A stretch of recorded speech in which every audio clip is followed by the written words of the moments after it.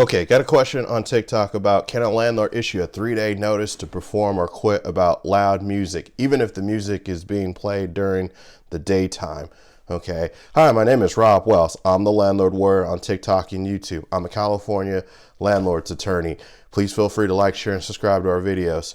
Now, to answer this question, there are kind of a couple of different avenues you have to kind of think about this. So I'm hoping in this lease, this landlord's lease, there is a provision like the tenant won't be a nuisance or won't, interfere with, other tenants, residents, quiet enjoyment, something along those lines.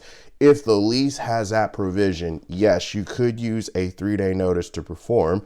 Cite that provision in the lease. Hey, tenant, you can't cause problems for people. And if the music is being played in a loud and an obnoxious manner, even during the daytime, that could be cited by the landlord as violating that provision of the lease. Okay.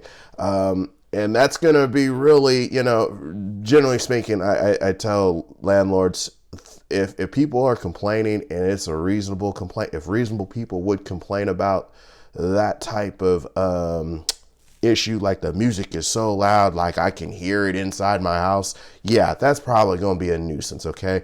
California Civil Code is very clear on what a nuisance is. And to quote some of Civil Code 3479, anything that's injurious to health, including but not limited to illegal sale of controlled substances, is indecent or offensive to the senses, or an obstruction to the free use of property so as to interfere with the comfortable enjoyment of life or property, or unlawfully obstructs the free passage of use of like navigable like lakes, rivers, etc. Okay, so in that like provision here, comfortable enjoyment of life, yeah, if your music is like, like, I don't know how in decibels it would be. Like if it's as loud as like a plane or something and people can hear it inside the house, they can't, like I'm working from home and I can hear your music is like really loud. Like I got my TV up real loud in here. That's going to be a nuisance. Okay. You can cite them on a 3-day notice to perform on that.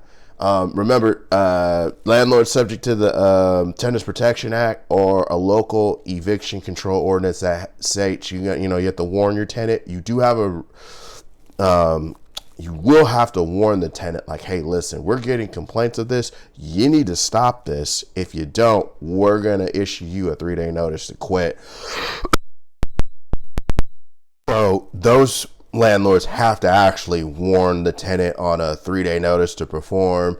And I like in my 3 days to perform, will warn them, like, listen, if you continue on or you violate this provision of the lease again, then we're going to terminate your tenancy for costs. Okay. If you didn't have this lease provision, the Code of Civil Procedure for Evictions does allow you to evict a tenant for nuisance. However, with a 3-day to quit, but I like to look at lease violation, these type of violations as fixable, their behavior. So it may get a little bit tricky if you have to issue, this type of notice, particularly if you don't have a lease agreement.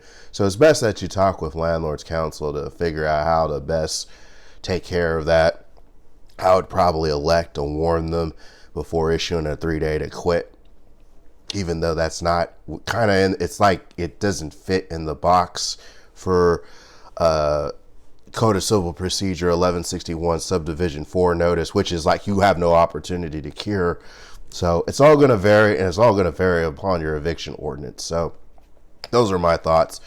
Landlords, if you're in the Northern California area and you having a problem like this, feel free to reach out. We might be able to help out. Put your comments, questions down below. I'll try to answer them to the best of my ability. Until next time, folks, I'll see you then. Thanks.